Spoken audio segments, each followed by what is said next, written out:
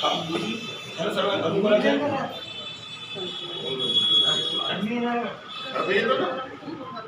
अजून झाले आपले जेवढे आले तेवढे तुमचे झाले. हा गल्ले आहे. आता बघा जे लोक नाही आले आपण एक 9 नंबरच्या गल्लीजवळ त्या चौधरीपुऱ्यातून एक केबल आलेला आहे जो 5-6 घर राहतात तिथे इलेक्ट्रिकचा. तो केबल जो आहे डॅमेज झालेला आहे. कोणताही व्यक्ती केव्हाही शॉक लागेल अशी परिस्थिती आहे. तुम्ही एमएससीबीला कळवलं आहे का? हो एमएससीबीला आपण माझ्याकडे आहे माझ्याकडे. मला व्हॉट्सअप करून टाका तो लेटर म्हणजे मी तो लेटर पत्र देऊ शकतो. त्यानंतर 11 नंबर आणि 12 नंबरच्या गल्लीच्या बाजूला गडर चेंबरचे ते लोक नाही आले. ती गोष्ट वेगळी आहे. काही लोक आता मजूर वर्ग असल्यामुळे ते लोक नाही आले. तर 11 नंबर आणि 12 नंबरच्या आजूबाजूला जे काही चेंबर्स आहेत ते पूर्ण डॅमेज झालेले आहेत.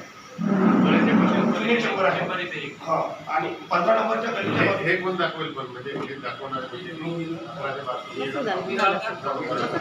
त्यानंतर गल्ली नंबर 15च्या बाजूला विष्णुराव खोबरागडे यांच्या घराच्या बाजूला सुद्धा खुशीने चेंबर खराब केलेले आहे. सगळे चेंबर बघून घेऊ.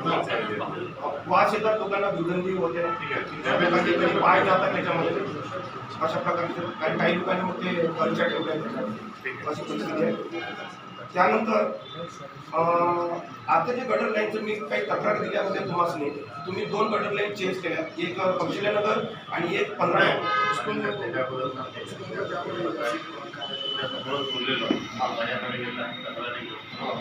त्या तक्रारी जेव्हा जेव्हा तुम्हाला पहिल्यांदा म्हणतो की फ्रॉडिंग प्रोसेस त्या ज्या अडचणीच्या होत्या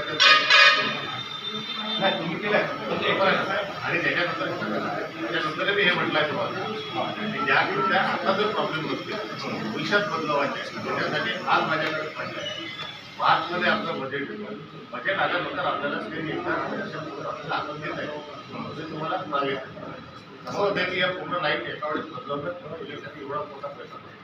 आणि आता मार्च येत आहे म्हणजे मार्च लागला आहे तेव्हा नवीन बजेट येईल तेव्हाच आपल्याला नवीन शक्य आहे. काम झालं पाहिजे आमचं. आमच्याकडनं जे दाखवले जाते त्याच्यामध्ये 2 बजेट तरी तो सुधार प्रकार हेड ऑफिस कुठलंही महानगरपालिकेचं असेल करता येईल पण तरी पण तिथं पण आता नसतात. कधी कधी पैसे वापस इतक्या वर्षापासूनच्या सगळ्या जे लाईन आहेत आणि त्या लाईन आहेत निकामी झाल्या त्याच्यातून काय निकामी झालेले आहेत त्याच पायासाठी आपण पुढे येणार आहोत. आणि नळाच्या पाण्यामध्ये घुसते. ज्या निकामी झालेल्या लाईन आहेत ना तेच पायासाठी आपण येतो. आपण ते चेक करू.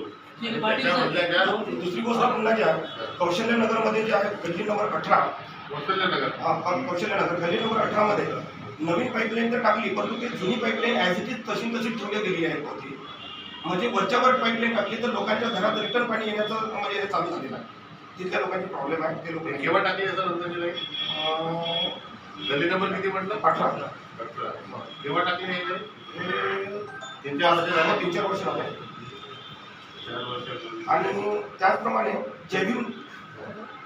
जेबीम नगरामधला असा प्रॉब्लेम आहे गटर लाईन टाकली गेली परंतु चुकीच्या पद्धतीने टाकली गेली. कारण की ते बहुतेक पाईपलाईन टाकताना खाली कॉन्क्रिटिंग करायला पाहिजे आणि नंतर पाईपलाईन टाकायला पाहिजे. लहान जेव्हा पाईप असतात पाईप तेव्हा आपण जेव्हा सिमेंटचे पाईप मोठेवाले असतात 7.5 फूट किंवा 10 फूट वाले त्याच्यामध्ये कॉन्क्रिटिंग टाकायची. पण तो जॉईंट उघडल्यामुळे जे आहे सिमेंट बांधून म्हणजे लोकांच्या घरात विहिरीला पाणी सिमेंट मारत आहे. जयदेव नगरमध्ये आहे म्हणजे त्या याच्याजवळ मस्जिद जवळ सिमेंट कसं आहे सिमेंट नाल्यामुळे नाही नाला आहेच नाही. त्याचप्रमाणे जयदेव नगरमध्ये सिमेंट रोड बनवले असतात परंतु जे आहे ड्रेनेजची व्यवस्था नाही बनवली तर लोकांचं जे वापरलेलं पाणी आहे अगदी रस्त्यावरूनच वाहत झालं म्हणजे वाहते. ड्रेन लाईन नाही आहे. ड्रेन लाईन नाही आहे तर रस्त्यावरच लोकांचे पाणी वाहत जाते. कोणाच्या घराच्या समोर म्हणजे जसं काही पावसाळ्यात होता उन्हाळ्यामध्ये अशी परिस्थिती आहे. नाही हे तर बघू हे झालं म्हणजे आपण शिवर लाईनचा रस्त्याचा त्याचप्रमाणे 17 नंबरची गल्ली कौशल्यनगर इथं सुद्धा प्रॉब्लेम आहे. 17 नंबर गल्ली लाईन नाही हे गल्ली नंबर काय गल्ली नंबर 17 ट्रेन नाही ते ड्रेन आहे ड्रेन नाही सिवर लाईन आहे. पाण्याची पावसाळी झाली पावसाळी झाली तिथं पाहिजे आपल्याला. नाही हे जय भीमनगरचा प्रॉब्लेम आहे. हा, जय भीमनगर आता तिथं जमिनीवर सुद्धा म्हणजे गांधीनगर सगळा कौशल्यनगर इथे जे आहे सिवर लाईनचं जे आहे म्हणजे तिथला प्रॉब्लेम आहे चौकेच होते लोकांचे. जुनी लाईन आहे. जुनी लाईन ते 25 वर्षापूर्वीचे.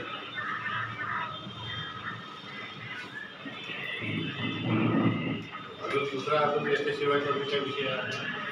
हा आता गोरे साहेब आपण पाईपलाईन टाकली आहे 12 नंबरच्या गल्लीची सॉरी 10 नंबरच्या गल्लीची पाईपलाईन टाकली आहे. कोसळल्यानगर नाही बापूठेळा गल्ली नंबर 10 तिथे जे आहे पिलीबारच्या घराच्या समोरची आपण पाईपलाईन टाकली आहे.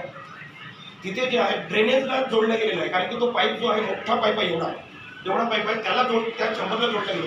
पावसाळ्यामध्ये मोठ्या फ्लोअरला जर ड्रेनेजचं पाणी आलं तर ते जे आहे लोकांचे गटर बुजणार आहे तिथले पाणी रिव्हर्स जाणार. पावसाळ्यामध्ये सर आमच्या नळाच्या गड्ड्यामध्ये पण पाणी गटरचं पूर्ण येतं पावसाळ्यामध्ये.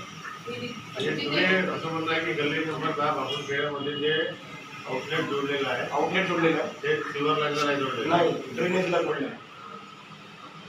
हे सर्व माहिती आहे आपल्या सर्व लोकांना.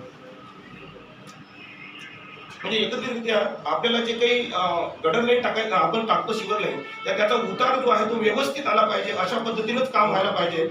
नाहीतर चुकीच्या पद्धतीने झालं तर ते एवढं काम करून खर्च करून फायदा होणार फायदा नाही. होतो. बरोबर. त्याशिवाय पाण्याचं झालं तुमची सिल्वर लाईनचं चेंबरचं तुमचं रस्त्याचं झालं घराच्या पाण्याचं झालं केबलचं झालं. केबलचं पण. केबलचं तर पत्र देऊन द्या केबलचं.